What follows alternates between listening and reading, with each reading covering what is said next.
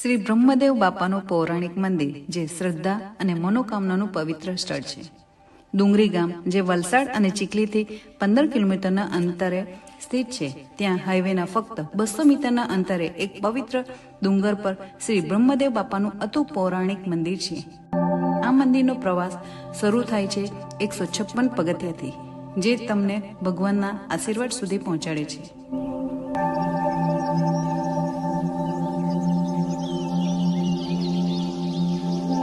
પ્રાચીન સમયમાં આ સ્થળ વણજારા સમુદાય માટે અત્યંત પવિત્ર હતું.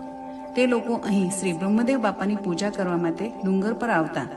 એમ કહેવાય છે કે આ વિસ્તાર વડના ઝાડોથી ઘેરાયેલો હતો, જે આ જગ્યાના શાંતિમય વાતાવરણને વધારતો હતો. લોકવાર્તા મુજબ પહેલાના સમયમાં જો કોઈ વ્યક્તિ રાત્રે મુસાફરી કરતો હોય અને મુશ્કેલીમાં ફસાતો હોય તો તે શ્રી બ્રહ્મદેવ બાપાને યાદ કરતો. કહેવાય છે કે બ્રહ્મદેવ બાપા તે વ્યક્તિને સુરક્ષિત રીતે તેમના ઘરે પહોંચાડતા.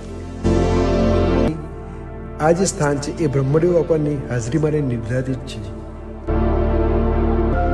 દર વર્ષે દેવ દિવાળીના પાવન દિવસે અહીં એક વિશાળ મેળો ભરાય છે. આ દિવસે ભક્તો રાત્રે 2-3 વાગ્યાથી જ મંદિર તરફ ચાલવા લાગે છે અને આખો દિવસ ભક્તિમાં વિતાવે છે.